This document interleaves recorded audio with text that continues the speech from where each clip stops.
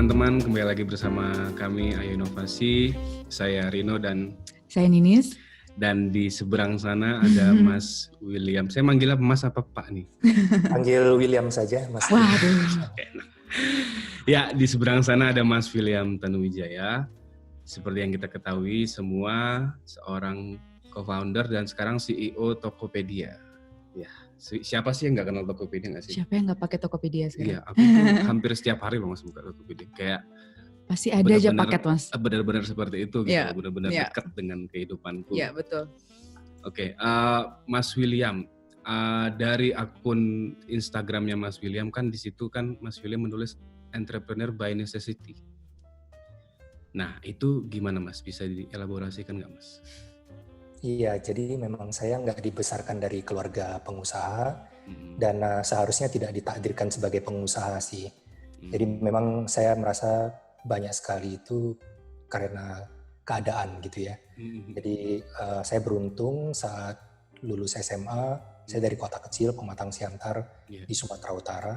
Almarhum ayah dan paman ingin saya punya kehidupan lebih baik, jadi saya diberikan kesempatan merantau ke Jakarta. Jadi saat saya merantau ke Jakarta menempuh pendidikan tinggi, sayangnya di semester kedua almarhum ayah jatuh sakit. Jadi saat itu saya cari pekerjaan yang ada itu cuma tersedia di sekitar kampus itu. Karena saya nggak punya pengalaman kerja, itu jadi penjaga warnet untuk shift malam, 9 malam sampai 9 pagi. Oke. Jadi itu keadaan terpaksa pertama yang membuka kesempatan begitu besar karena di tahun itu, tahun 99, internet masih mahal. Sejam kita pakai internet biasanya ke warnet bayar 10.000. Saya bisa pakai internet gratis 12 jam sehari. Dan saya benar-benar jatuh cinta kepada internet. Kemudian akhirnya di tahun setelah saya lulus, saya kerja kantoran saja. Kemudian tahun 2007 saya melihat ada peluang membangun Tokopedia karena melihat adanya ketimpangan di masyarakat Indonesia ya. Jadi saya lihat misalnya di kampung saya itu Gramedia saja tidak ada. Jadi saya selalu senang kalau ada saudara yang ke kota Medan 3 jam perjalanan karena saya bisa ke Gramedia untuk baca buku atau beli buku. Nah, saya melihat karena Indonesia negara kepulauan, 17.000 pulau, infrastruktur tidak mungkin bisa merata sampai ke seluruh pelosok Nusantara, sehingga di kota kecil itu hampir pasti kita kalau beli barang itu pilihan barangnya sangat terbatas, dan kalaupun barangnya tersedia, ternyata di kota besar itu lebih murah dibandingkan di kota kecil. Benar sekali. Saya kan ketika merantau ke Jakarta merasakan itu sekali. Di sisi lain saya juga melihat misalnya ketika orang tua sakit, saya berusaha untuk tidak pulang ke kampung halaman saya karena saya tahu kesempatan di Jakarta itu jauh lebih besar dibandingkan di kota kecil. Tapi buat saya ini juga seperti lingkaran setan ya. Bagaimana Indonesia bisa merata jika putra-putri terbaik daerah itu selalu berkaryanya di kota besar. Jadi saya melihat internet itu adalah kesempatan yang besar. Tapi saya tidak punya modal, saya tidak mungkin bisa membangun perusahaan teknologi sendiri, apalagi saat itu almarhum ayah masih sakit. Sehingga saya terinspirasi kenapa pendiri Google, pendiri Facebook, saya baca mereka ternyata bahkan drop out gitu ya, masih di bangku universitas, drop out, bukan anak orang yang luar biasa kaya, tapi kenapa bisa mendirikan industri yang begitu besar. Dan saya belajar ternyata mereka mencari pemodal gitu ya. Jadi semuanya itu serba terpaksa, jadi saya juga mencari pemodal, tapi tidak mudah juga. Saat itu orang-orang menanyakan kepada saya, ada tidak orang Indonesia yang berhasil karena bisnisnya teknologi. Jadi beda ya, kalau di China mungkin ada Jack Ma, di Amerika Bill Gates, kalau di Indonesia tahun itu kan belum ada misalnya Nadiem, belum ada kisah-kisah sukses teknologi ya. Jadi itu juga rekam jejak industrinya tidak ada. Kemudian Indonesia beda dengan China. Kalau China kan punya di blok ya perusahaan-perusahaan teknologi luar. Kalau di Indonesia kan saat itu kita sudah konsumsi ya semua produk internet itu ya dari luar. Jadi pertanyaannya adalah bagaimana mungkin sih orang Indonesia bisa membangun produk teknologi yang punya daya saing, sementara mereka semua punya teknologi, punya uang, punya sumber daya manusia yang luar biasa besar. Kemudian pasti akan nanya ke saya pribadi, latar belakangnya seperti apa, dari keluarga mana, kuliahnya di mana, terus pernah punya pengalaman membangun bisnis apa sebelumnya. Jadi memang rekam jejak industri tidak ada, rekam jejak pribadi juga tidak baik. Satu hal yang mengubah hidup saya itu ketika salah seorang calon pemodal mengingatkan kepada saya, William, semua role model kamu orang-orang dari Silicon Valley, mereka ini lahir spesial, kamu tidak. Jadi janganlah bermimpi di siang bolong, carilah mimpi yang lebih realistis. Nah, buat saya ini adalah justru hari di mana saya menemukan tujuan hidup saya. Saya merasa bahwa kenapa Indonesia berbeda dengan Amerika. Saya baca, saya tidak pernah ke luar negeri, tapi dari bacaan saya, di Amerika itu ada konsep American Dream. Semua orang bisa punya mimpi dan boleh mengejar mimpi mereka, terlepas dari latar belakang mereka atau asal-usul mereka seperti apa. Jadi saya di titik itu percaya bahwa masa lalu itu tidak bisa kita ubah, tapi masa depan ada di tangan kita sendiri. Dan yang paling menginspirasi saya itu sebenarnya pendiri bangsa kita, Bung Karno. Bung Karno pernah bilang, bermimpilah setinggi langit, jika engkau jatuh, engkau akan jatuh di antara bintang-bintang. Jadi di hari itu saya merasa bahwa kita belum 100 tahun merdeka, tapi anak muda Indonesia sudah kehilangan kemerdekaan untuk bermimpi. Jadi di titik itulah saya merasa bahwa keterbatasan atau ketidakadaan yang saya miliki itu bukan jadi alasan. Justru necessity itu mendorong saya menjadi entrepreneur. Saya berharap dengan Tokopedia ini siapapun anak muda Indonesia bisa punya mimpi sebesar apapun, barrier of entry mereka menjadi hilang karena teknologi ini bisa membuka begitu banyak kesempatan. Saya pikir sangat relevan ya dengan kondisi pandemi saat ini. Saya pikir kita punya pepatah bisa karena biasa, tapi ternyata saat pandemi ini kita melihat banyak sekali masyarakat Indonesia yang bisa karena terpaksa. Jadi saya pikir necessity atau Indonesia sebenarnya kita di bangku sekolah atau di bangku kuliah pun sering punya bercandaan ya, ilmu kepepet gitu. Jadi memang Indonesia ini ilmu kepepet itu kalau kita pakai bisa jadi hal yang sangat positif. Jadi itu sih Mas latar belakang kenapa entrepreneur by necessity. Iya, sistem kebut semalam kalau ini ya. SKS ya. SKS ya benar. Belajar tapi semalamnya sebelumnya gitu. Oke. Ya jadi ya itu ya karena keterpaksaan jadi Mas William harus selalu berpikir untuk berinovasi untuk maju gitu ya. Nah, Mas sekarang kan ini correct me if I'm wrong ya Mas ya. Kan sekarang udah pengguna Tokopedia udah hampir menuju 100 juta ya Mas ya? Iya. Ya, 100 juta itu kan nilai yang sangat sangat fantastis, sangat fantastis ya. Tentu kan Mas William kan menjadi idol lah bagi semua startup, anak-anak yang pengen bikin startup lah ya. Nah, kita pengen tahu lebih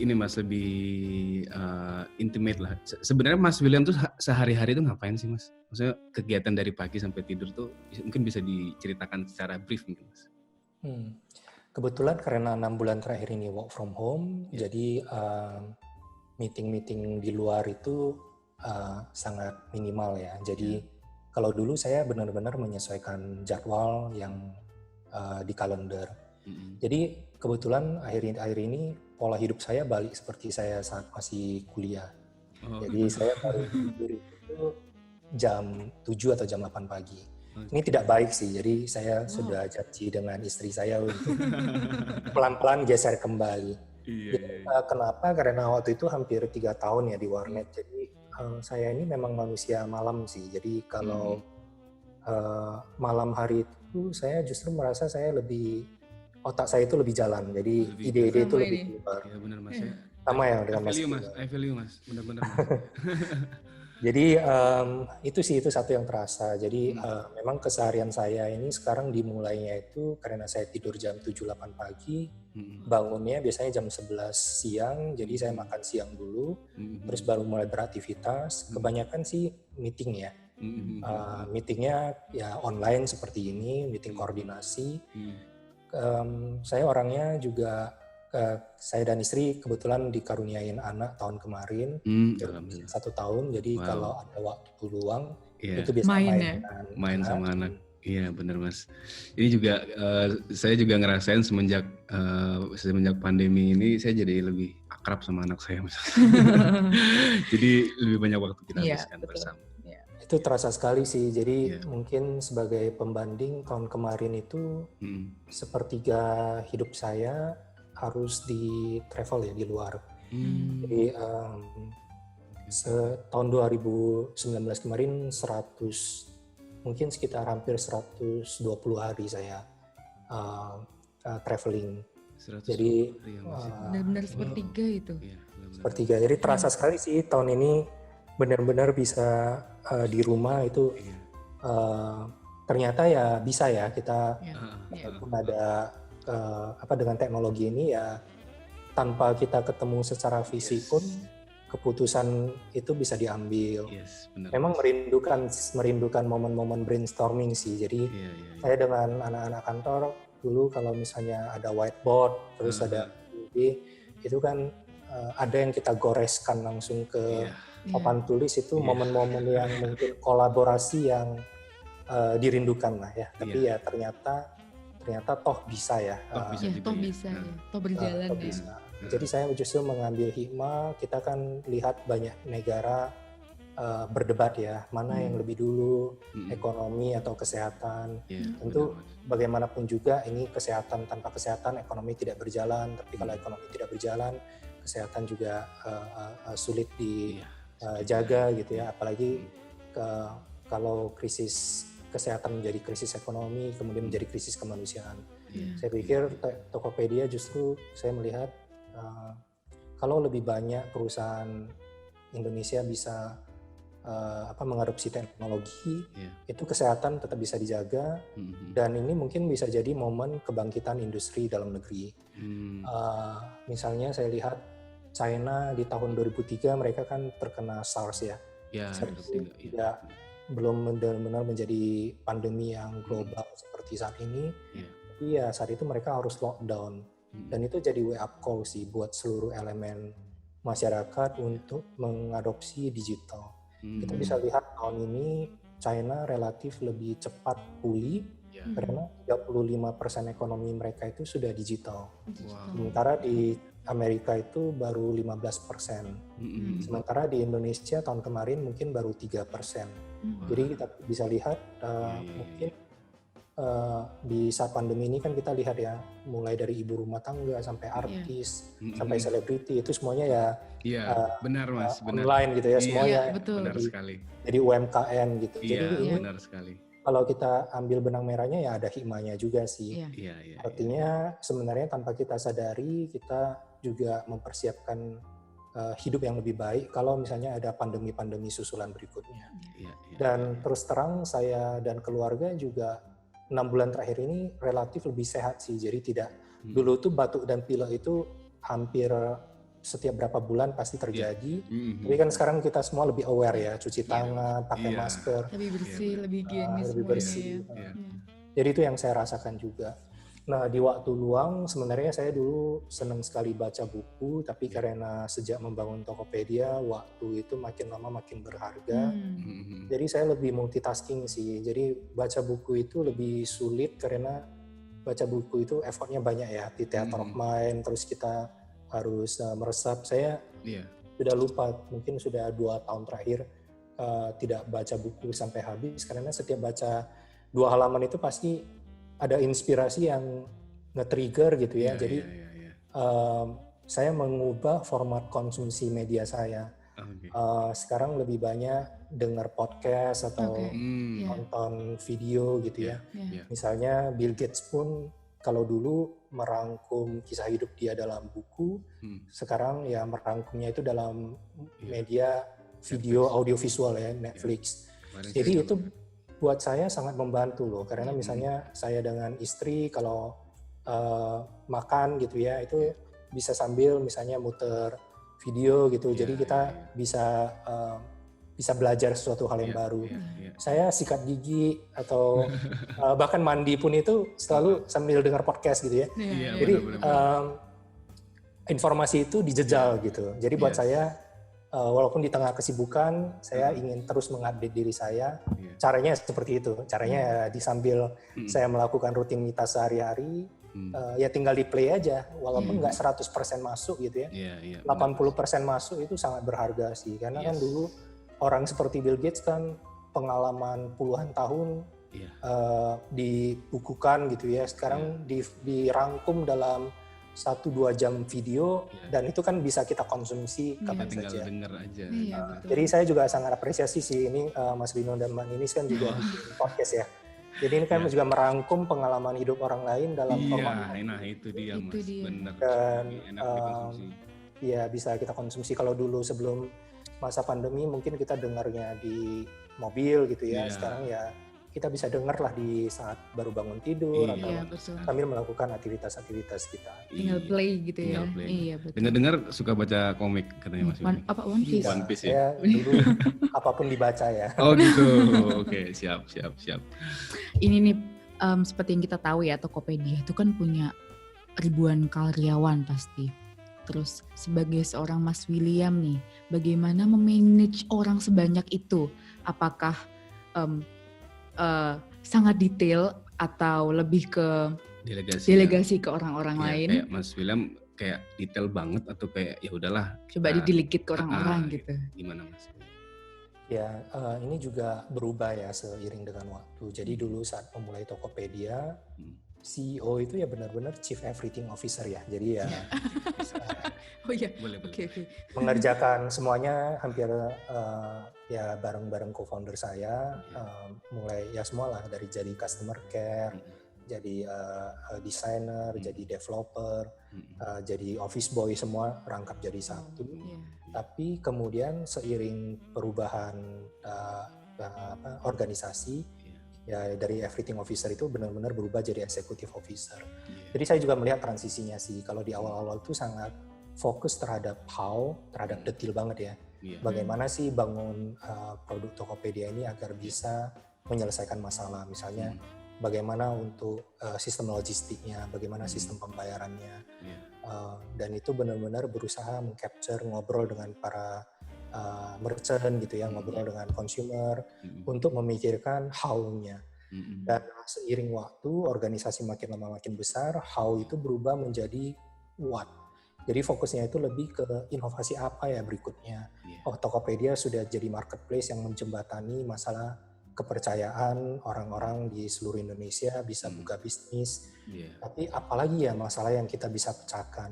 Jadi what-nya ini terus evolve ya. Jadi misalnya kita lihat, misalnya waktu itu saya lihat mertua saya punya kos-kosan di Surabaya, belum percaya belanja online, tapi sering sekali harus ke ATM untuk top up listrik dan seterusnya. Dan, itu menjadi inspirasi bagaimana kita mendigitisasi layanan-layanan publik, dan itu ternyata bisa. Jadi mulai dari bayar listrik, bayar pulsa, sampai BPJS, investasi emas, pajak kendaraan bermotor. Jadi banyak sekali yang kita justru fokusnya itu tadi berubah dari how menjadi what ya. Apalagi nih inovasi berikutnya. Jadi bentuknya itu ke evolusi produk baru. Tapi kemudian bergeser lagi, sebenarnya yang lebih penting itu akhirnya itu di who, yaitu orang gitu ya. Jadi kalau kita bisa menurture leader-leader yang baik, leader yang baik ini kemudian dia akan bisa mengidentifikasi apa atau what tadi yang berikutnya, inovasi apa yang berikutnya kita lakukan, dan bagaimana how-nya untuk menjalankan. Jadi saya pikir ini evolusi sih. Kita kalau membangun sebuah bisnis dari kecil, tentunya kita harus fokus sekali ke detail. Tapi pada akhirnya itu kita harus berubah evolusi pada akhirnya itu ke orang. Kalau kita menemukan orang yang tepat, maka inovasi apa dan bagaimana detailnya itu akan dijalankan dengan baik. Saya sendiri saat ini ya terus membalance ya. Saya lebih banyak bermain di filosofi, di prinsip, kembali ke menurture orang-orang tadi yang brilian gitu ya, yang jauh lebih pintar dari saya untuk menemukan ruang-ruang inovasi baru berikutnya dan bagaimana cara untuk mendeliver tersebut. Tapi dari waktu ke waktu saya tetap masih berusaha membaca komplain dari customer baik di sosial media, walaupun tidak satu persatu bisa saya tidak bisa membalas, tapi dengan membaca saja itu bakal dapat banyak sekali detil-detil yang mungkin kita lupakan, dan ini jadi inspirasi untuk perbaikan ke depannya. Jadi gitu sih, membalance antara detil dengan big picture ya, tapi lebih fokus ke orang sih sekarang lebih evolusi dari how ke what ke who. Ke who sekarang ya Mas ya, menarcer talent-talent yang bisa memikirkan tadi, how dan what-nya. Nah, itu dia. Nah. Dan ini satu juga yang berubah sih, kalau dulu sangat detil terhadap pekerjaannya sendiri ya, tapi sekarang ini lebih detil lebih fokus kepada people dan proses.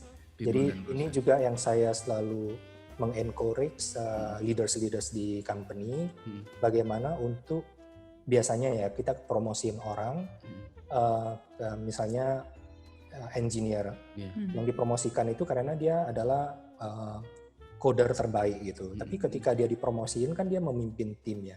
Belum tentu dia punya skill set yang baru yang bisa membantu dia untuk me-lead tim tersebut. Jadi job description mereka kan juga berubah. Jadi itu selalu yang kita juga sadari, kita bekali di titik tertentu, setiap pemimpin itu harus dibekali skill set yang baru, dan balik tadi yang dia sangat individu, ketika dia menjadi pemimpin, dia harus benar-benar jadi team player, dia harus benar-benar fokusnya ke orang, bukan lagi fokus ke pekerjaan.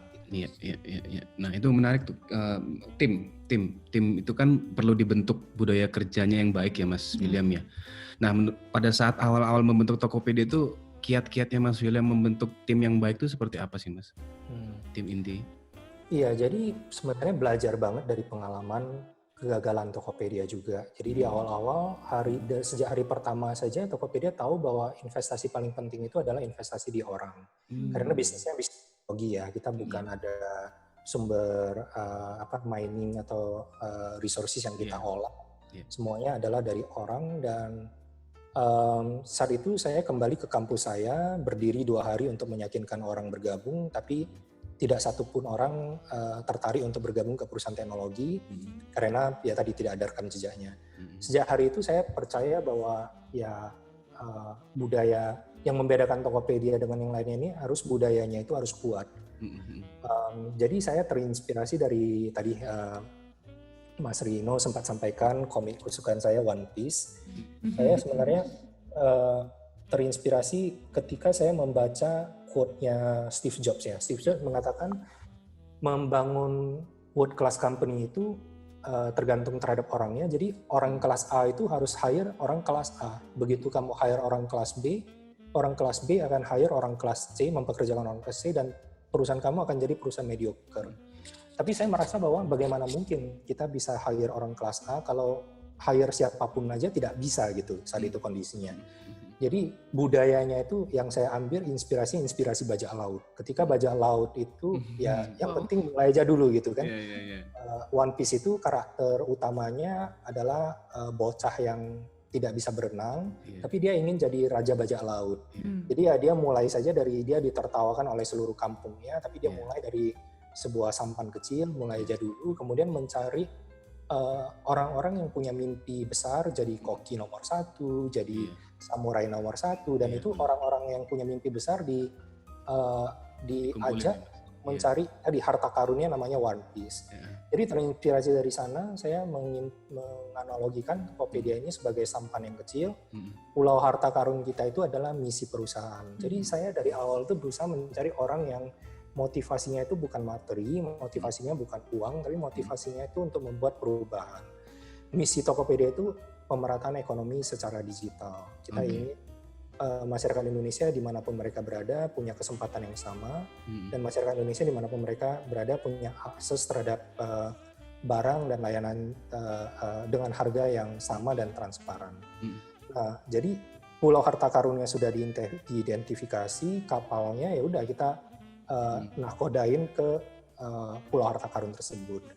Namun seiring waktu berlalu, Tokopedia mulai punya pegawai yang lebih banyak. Saat itu di tahun ketiga sudah ada 30 orang.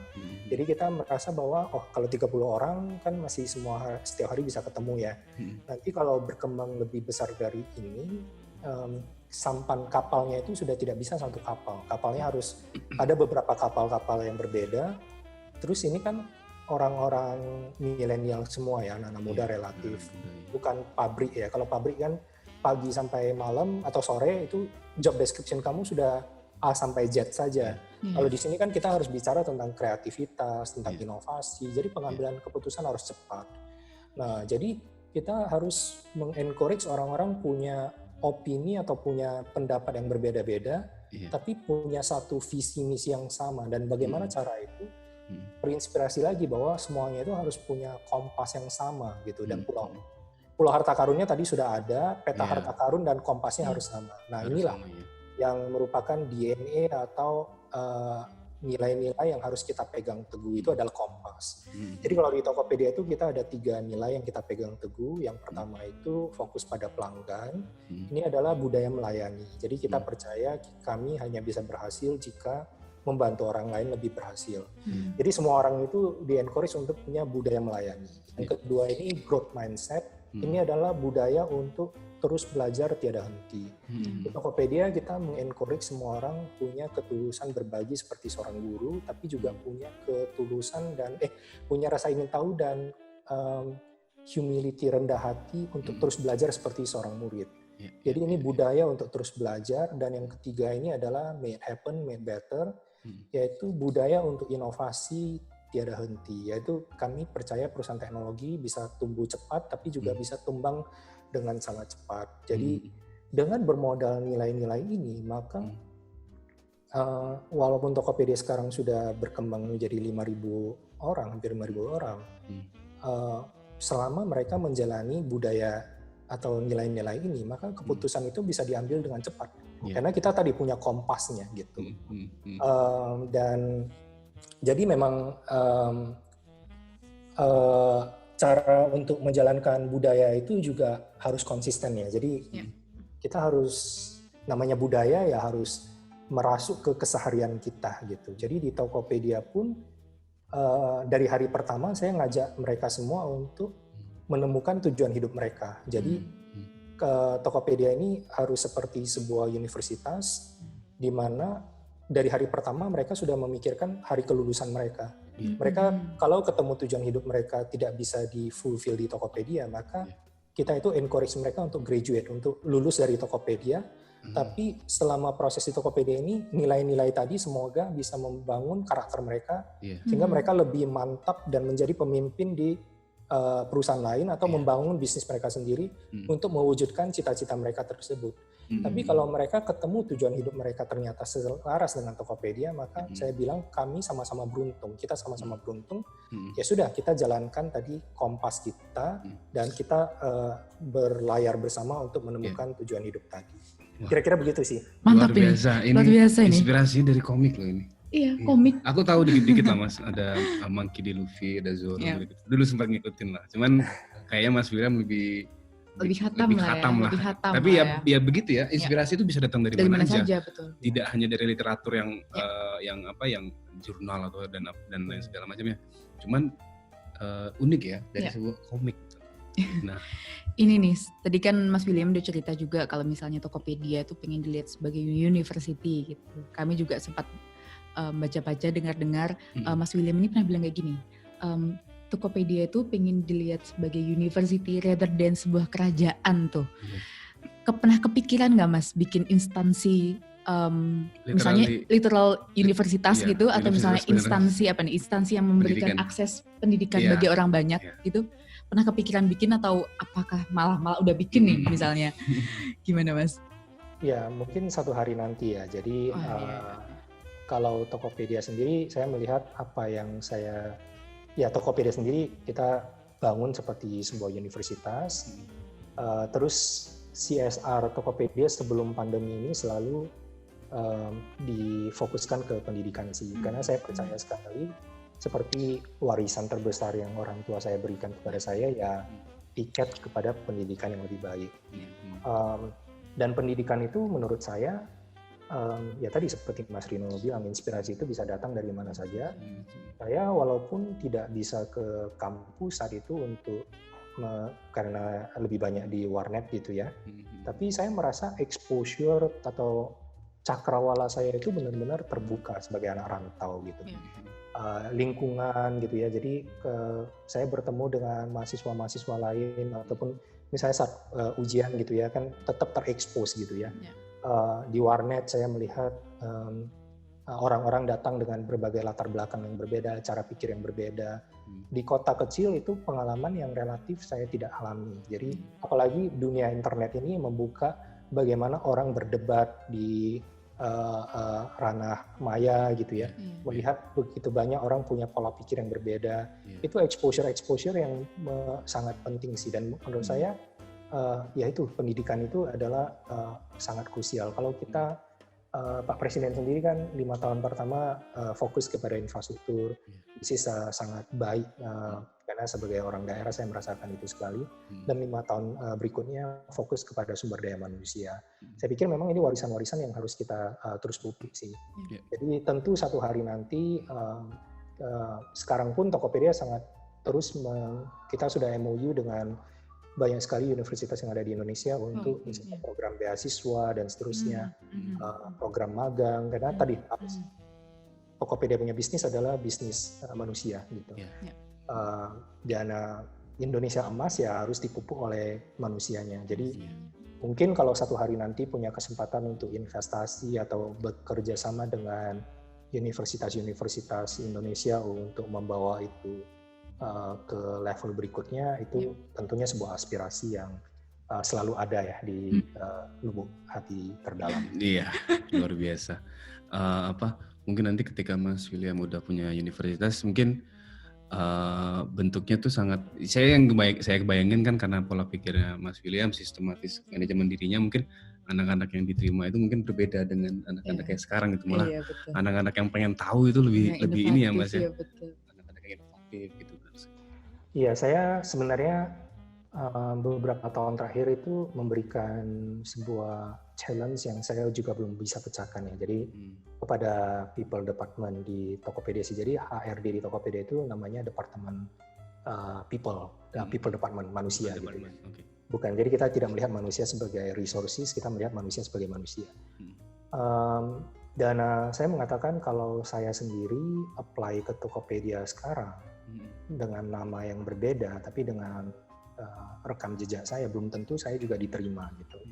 Jadi buat saya ini satu hal yang kita harus bisa pecahkan ya. Jadi bagaimana memberikan exposure tadi, kesempatan pendidikan yang lebih baik, kesempatan pekerjaan yang lebih baik kepada orang-orang yang justru misalnya dari rekam jejak masa lalu mereka itu tidak secemerlang yang punya kesempatan misalnya secara ekonomi lebih mampu sehingga dia bisa kuliah di luar negeri dan seterusnya gitu.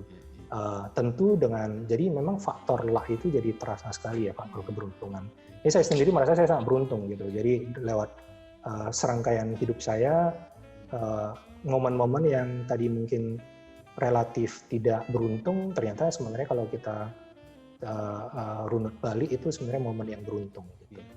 Jadi saya pengen sih, misalnya di Tokopedia kita juga misalnya terinspirasi dari salah satu merchant Tokopedia, bagaimana mempekerjakan kaum difabilitas juga. Saya terinspirasi dari Batik Kultur ya di Semarang. Dia itu bilang begini, pernah saya lihat quote-nya, saya ingin dunia ini melihat kaum difabilitas bukan dari keterbatasan mereka, tapi dari kemampuan mereka. So I want the world to view the disability people not from their disability but from their ability. Buat saya itu bagus banget sih. Ini Tokopedia pun kita coba praktekkan. Kita mulai berapa tahun yang lalu bisa tidak setiap tahun itu kita fokus merekrut orang-orang yang punya keterbatasan fisik dan kita train. Ya ternyata ya mereka itu semuanya punya mimpi yang sama tingginya atau bahkan lebih besar dari kita yang punya keberuntungan, punya visi yang lengkap seperti itu ya. Dan itu sih Mas, kalau harapan kedepannya mungkin universitasnya seperti apa, lebih fokus ke orang-orang yang mungkin selama ini tidak diterima di universitas-universitas pada umumnya. Baik, saya pernah dengar di beberapa sumber yang saya baca tentang Pak William itu kan Mas William ya, sorry. Mas William kan suka banget dengan konsep fighting as an underdog ya Mas ya. Nah, sekarang kan Tokopedia sudah bisa dibilang sudah sangat besar ya. Nah, kira-kira ada rasa apa ya? Bukan takut ya mungkin ya. Ada rasa sedikit mungkin ada strategi nggak Mas buat menghadapi atau misalnya lebih kayak mengencourage underdog lain yang akan muncul di masa depan, Mas? Iya, jadi memang itu budaya yang terus kita tanamkan juga sih. Jadi tadi soal growth mindset, made happen, made better gitu ya. Jadi ini sebenarnya budaya underdog lah. Jadi saya pikir tadi soal American Dream, Indonesia juga punya loh Indonesian Dream, yaitu tadi apapun latar belakang kamu, bermimpilah setinggi langit. Kalau kamu jatuh di antara bintang-bintang. Cara membangunnya ya dengan budaya, dan sebenarnya saya salah satu penulis atau pembicara favorit saya namanya Simon Sinek. Dia ini punya sebuah teori bahwa ada namanya infinity game, infinite game, dan finite game. Jadi game yang tiada batasnya dan game tiada akhirnya, dan ada game yang ada akhirnya. Game yang ada akhirnya itu seperti olahraga. Kalau olahraga itu aturannya jelas, misalnya sepak bola 90 menit, siapa yang mencetak gol lebih banyak dia yang menang. Jadi aturannya jelas dan pemenangnya itu mengikuti aturan. Sementara infinite game ini sebenarnya tidak ada benar-benar pemenangnya gitu. Jadi misalnya parenting atau relationship. Kita kalau menikah kan tidak ada suami yang menang atau istri yang menang. Tidak ada yang menang kalah, dan itu ya dijalankan terus. Ada momen-momen yang kita sebagai pasangan merasa kemenangan bersama, ada momen-momen yang kita merasa sebagai kekalahan, tapi tidak berarti kita ada titik finish atau titik berhentinya. Parenting pun seperti itu. Nah, sebenarnya menjalankan bisnis itu pun seperti itu, karena saya sangat setuju bahwa bisnis itu tidak ada yang kata kemudian mengatakan bisnis ini, si perusahaan ini adalah nomor satu gitu. Karena nomor satu itu sangat relatif terhadap apa gitu. Misalnya perbankan pun kita bisa lihat, kalau valuasi nomor satu ada bank tertentu, tapi ada bank tertentu yang reach atau dampaknya lebih luas. Lebih luas lagi, benar. Definisi nomor satu itu tidak bisa kita identifikasikan. Jadi kalau di Tokopedia kita merasa bahwa ya kompetisi itu adalah dengan diri kita sendiri dan dengan the unknown, bahwa orang yang kita belum tahu, yaitu tadi the underdog baru. Jadi bagaimana caranya ya, kita setiap hari bangun pagi harus seperti atlet saja. Kalau atlet terbaik dunia itu pasti setiap harinya itu latihan keras, bukan untuk berusaha mengalahkan orang lain, tapi untuk mengalahkan diri sendiri. Jadi kalau Tokopedia pun kita budayanya itu ya itu selalu datang belanja masalah. Kita kalau ketemu tadi budaya bahwa kami hanya bisa berhasil jika membantu orang lain lebih berhasil, itu benar-benar dijalankan dengan sepenuh hati. Kalau kami ketemu mitra penjual di masa pandemi, kita berusaha meng-capture tantangan yang baru dihadapi itu seperti apa. Jadi bukan setiap hari itu meetingnya itu tentang ada kompetisi namanya perusahaan A, perusahaan B, mereka mengeluarkan fitur apa. Tapi kita lebih fokus tadi ke budaya, fokus pada pelanggan, fokus melayani. Kalau kita ketemu penjual, apa sih masalah yang mereka hadapi? Kalau kita ketemu pembeli, apa sih masalah yang mereka hadapi? Ketemu mitra logistik kita, apa masalah yang kita hadapi? Ketemu Pemda, Pemprov, itu kita belanja masalah. Masalah apa sih yang dihadapi? Misalnya satu ketika Bu Ani mengatakan, Menteri Keuangan kita, Bu Sri Mulyani mengatakan, saya ingin satu hari orang-orang bayar pajak semudah mereka bayar beli pulsa gitu ya. Buat kami itu sebuah inspirasi yang sangat baik, dan kami berusaha meng-capture itu sebagai dengan Kementerian Keuangan, ayo kita digitisasi layanan publik sehingga orang kalau mau bayar pajak itu nggak perlu ngantri, mereka bisa membayar pajak lewat handphone mereka sendiri, dan ternyata adopsi pasarnya itu ada gitu. Dan itulah ruang-ruang inovasi yang inovasi tiada henti, di mana kita obsesinya itu terhadap masalah. bukan obsesinya itu terhadap apa bentuk kompetisi yang ada. Yes, gitu. Luar biasa banget. Itu aku suka banget tadi, mengalahkan diri sendiri. Tiap hari bangun mengalahkan diri sendiri itu adalah kunci untuk bisa bisa sukses lah di kehidupan gitu. Nah, ini pembicaraannya asik sekali, sangat-sangat insightful sekali. Kita udah dapet banyak hal dari Mas William, mulai dari bagaimana dia mendapatkan inspirasi, mulai dari perjalanan Mas William dari Mas kota William, kecil, dari kota Pematang Siantar ke Jakarta, kemudian yang katanya naik kapal ya Mas ya? Iya, dulu belum ada model Traveloka ya, jadi masih mahal sekali, jadi naik kapal. Tapi seru sih naik kapal 4 hari 3 malam. Wow. 4 hari 3 malam. Bareng teman-teman dari kampung gitu. Iya. Dan kemudian kita ngelihat bagaimana Mas William mengubah masalah menjadi tantangan, sehingga menjadikan itu inovasi untuk itu dirinya. Juga belanja masalah tadi itu loh. Wah. Untuk dirinya dan untuk instansi yang dia untuk Tokopedia. Ini kemudian kita sudah nyampe ke pertanyaan terakhir nih Mas. Gini, menurut Mas William nih, haruskah Mas kita mendistrap bisnis kita sendiri sebelum kita tuh terdistrap oleh keadaan nih Mas? Gimana menurut Mas William? Iya, apalagi di perusahaan teknologi ya, ini benar banget sih bahwa saya sebenarnya cukup terinspirasi dari kisah sukses misalnya salah satu perusahaan di Tiongkok namanya Tencent. Saat itu mereka mendominasi sebuah produk chat platform namanya QQ. Jadi ini mungkin seperti ICQ-nya zaman dulu lah. Ketika orang-orang semuanya masih di desktop ya, di komputer. Nah, ketika handphone mulai masuk ke Tiongkok, foundernya itu kemudian membuat satu tim kecil yang diberikan tantangan itu untuk membuat produk baru yang membunuh QQ sendiri. Jadi kemudian lahirlah produk baru namanya WeChat.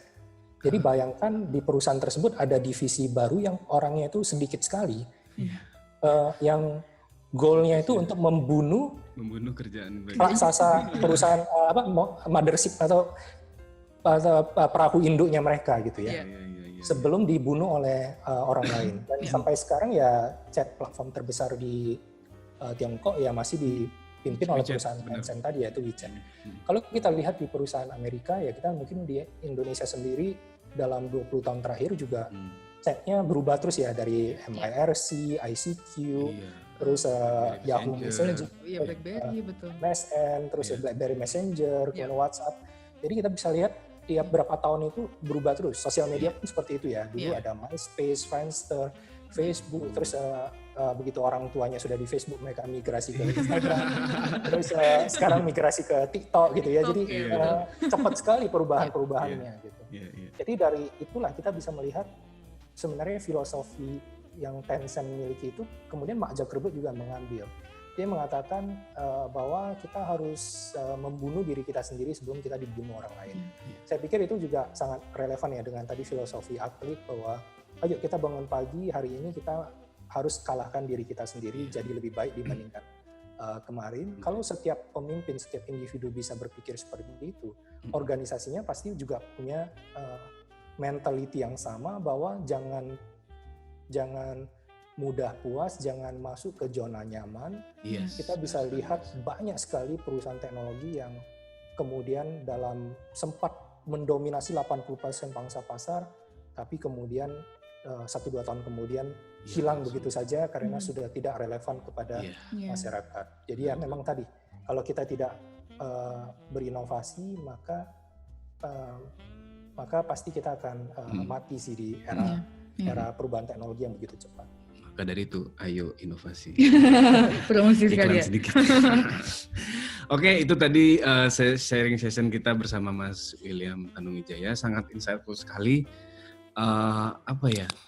Ini kesempatan yang sangat kita tunggu-tunggu untuk bisa ngomong bersama Mas William dan ternyata kejadian gitu. Walaupun ini kita online tapi kan efisien ya, maksudnya kita nggak usah ketemu tapi ya nyampe gitu apa yang ingin kita sampaikan, apa yang ingin kita tanya bisa dijawab dengan apa yang Mas William mau share juga.